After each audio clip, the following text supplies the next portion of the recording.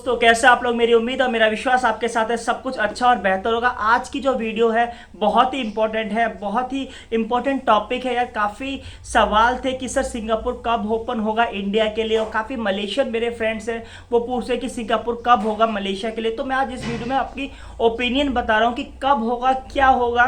देखो, ओपिनियन एक 100% ट्रुथ नहीं होती, क्योंकि मैं कोई एक अंडर द गवर्नमेंट पर्सन नहीं हूँ, मैं एक नॉर्मल पर्सन हूँ। लेकिन मेरी ओपिनियन है कि जिस हिसाब से मैं न्यूज़ पढ़ता रहता हूँ उस हिसाब से क्या ओपिनियन है, उसी तरह से मैं न्यूज़ अपने व्यूज़ आपको बताऊंगा। अगर आपको ये वीडियो अच्छी लगती है तो लाइक कर देना, शेयर कर देना, और अगर मेरी ओपिनियन आपको अच्छी लगती है तो आप भी उसमें मैसेज करना, कमेंट्स करना कि हाँ sir it may be possible. अगर आपको नहीं लगती है तो कमेंट्स करना कि सर ये नहीं हो सकता।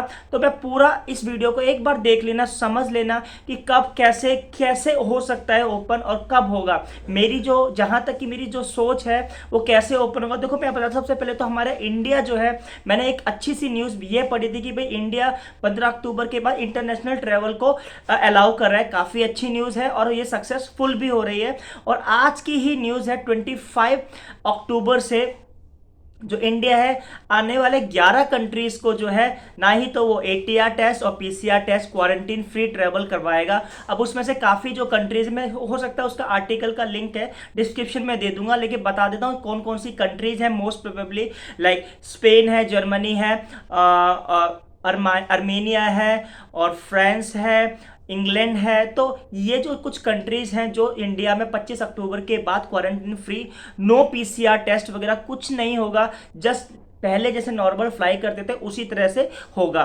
तो एक तो ये अच्छी न्यूज़ है। तो इस हिसाब से ये क्यों हो रहा है, क्योंकि इंडिया में कोविड के केसेस बहुत कम हो रहे हैं, वैक्सीनेशन अच्छे रेट पर जा रहा है, लोगों को कोरोना के में काफ़ी अवेयरनेस है, तो इस स्प्रेड नहीं हो रहा है कोरोना। कहने का मतलब ये तो काफ़ी इंडिया के तरह से इस तरह के कदम को और भी कंट्रियां नोटिस करेंगी। सबसे पहली बात बहुत इंपॉर्टेंट है कि 25 अक्टूबर के बाद जो 11 कंट्रीज हैं वो इंडिया में जो ट्रेवल होगा, पहली बात तो क्या इस ऐसा देखकर और भी कंट्रीज अपने आप में उस उत्साहित होंगी, उत्साहित जिसे बोलते हैं कि वो ऑल्सो अपने इंडिया के लिए ओपन बॉर्डर करेगी। अब रही सिंगापुर की बात, सिंगापुर ने भी ऑलरेडी 11 कंट्रीज को क्वारंटीन फ्री ट्रेवल कराया। लेकिन जो कंट्रीज हैं वो वेल डेवलप्ड कंट्रीज हैं जहाँ वैक्सीनेशन बहुत हाई लेवल पे गया है। अब इंडिया और मलेशिया के जो वर्कर्स हैं बहुत सारे हैं सिंगापुर में, वो हमेशा मलेशिया की गवर्नमेंट जो है 1 नवंबर से और अगले हफ्ते मीन्स आज है जो तारीख 21 तारीख, 26 और 27 अक्टूबर को मीटिंग है सिंगापुर से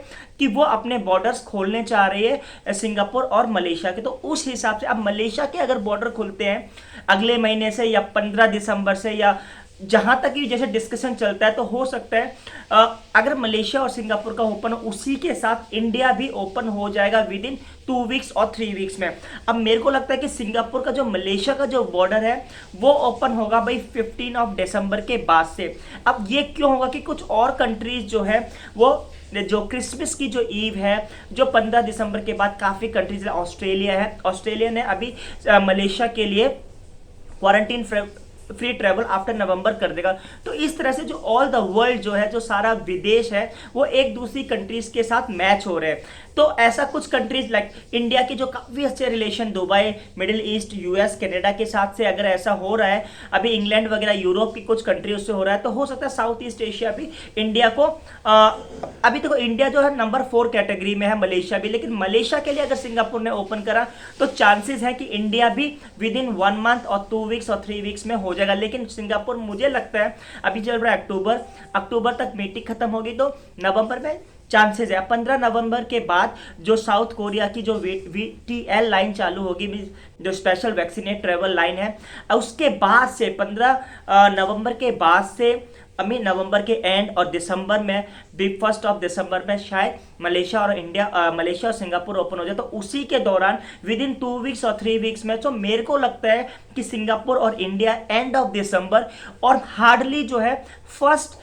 1 जनवरी 2022 यानी आज से 2 महीने बाद से ही कुछ ना कुछ तो प्रोग्रेस होगी। दिसंबर में सिंगापुर से मलेशिया शायद 90% मेरे को चांसेस हैं, 10% तो मुझे अभी भी नहीं है। लेकिन ऐसी तरह से जो 90% इंडिया का जो बॉर्डर, सिंगापुर का बॉर्डर, दोनों जब खुलेंगे सिंगापुर और इंडिया के लिए, तो मेरे हिसाब से एंड ऑफ द दिसंबर और जनवरी के फर्स्ट वीक से स्टार्ट हो जाने चाहिए।